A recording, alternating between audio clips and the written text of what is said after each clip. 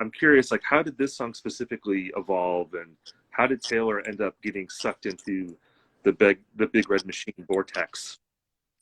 Honestly, it was like the most natural thing. We didn't with Birch. We didn't actually even talk about it. It was like she had heard the song, um, because Justin and I made Birch sort of before, like it existed before we started working on Folklore, and so there was a version. It wasn't done, but there was like a pretty good version of it. And Taylor heard when we started working together. I shared a lot of stuff I was working on, including Big Red Machine, because she'd been a fan of the first Big Red Machine record, and so she heard Birch and just fell in love with the song. And I think she must have been singing along to it, kind of like she listens to a lot of music, and she has a very obviously amazing mind for music, and I think she just like locked into what Justin was doing. And so when we were finishing Folklore,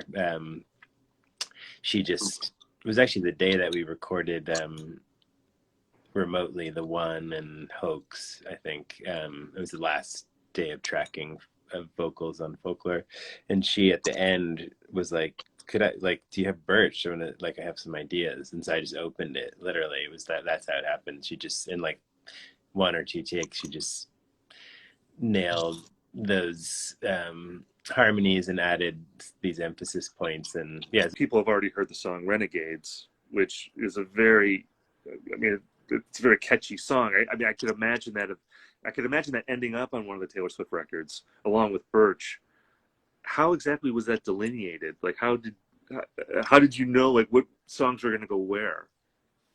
Um, Honestly, you know, Renegade is a different story because it was after we had finished Evermore, and I think it's really by that point, um, the Big Red Machine stuff. I started to dive back into it, like sort of feverishly once we finished, because with Folklore and Evermore, we made so many songs over those several months, and it was such a whirlwind. And I kind of had set aside Big Red Machine for quite a while, but then both Justin and Taylor and other friends were sort of like,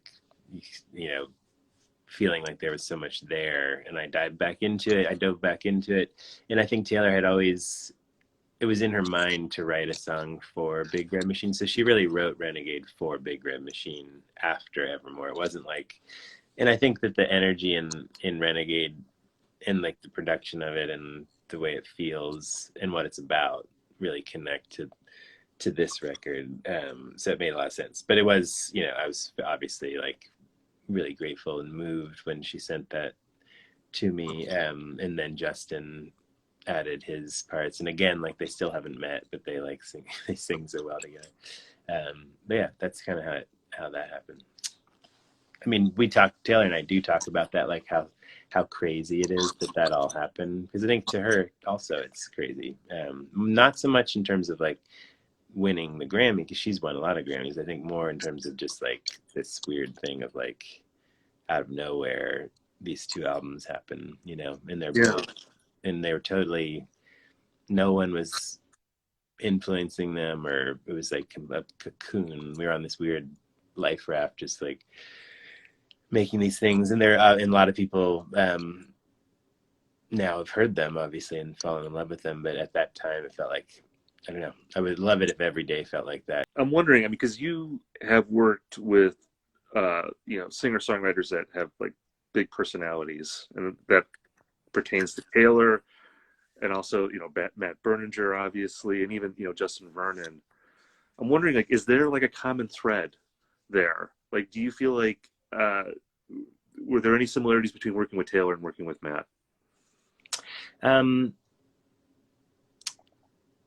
Yeah, I mean, I think both of them, both Matt Berninger from the National and Taylor, are like truly gifted writers in different ways, but like I think they both tap into something that's like this human.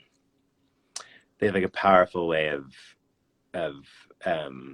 expressing like aspects of, you know, life that we can all relate to, or that storytelling that, I mean, Taylor's more of a storyteller, I would say. Matt is more of this like kind of, he's more cryptic sometimes with his lyrics, but I think they're both really truly gifted lyricists, and um I empathize with what they write. It's like that's what I love the most, if you write songs with someone and you can feel like you see, you can relate to what you kind of, their words take on meaning in your own life, and you have your own interpretation of them. And that's something, obviously, with Matt, I've been feeling that forever, and with Taylor, you know, also. But like, I think these records, like "Tis the Damn Season" or something, it's like, that's not about me in any way, but like, I feel so connected to it. I can't explain it. You know, it's like, I just feel like that feeling. The song sounds like the feeling of missing something in your past, or when you go home at Christmas time and you're like,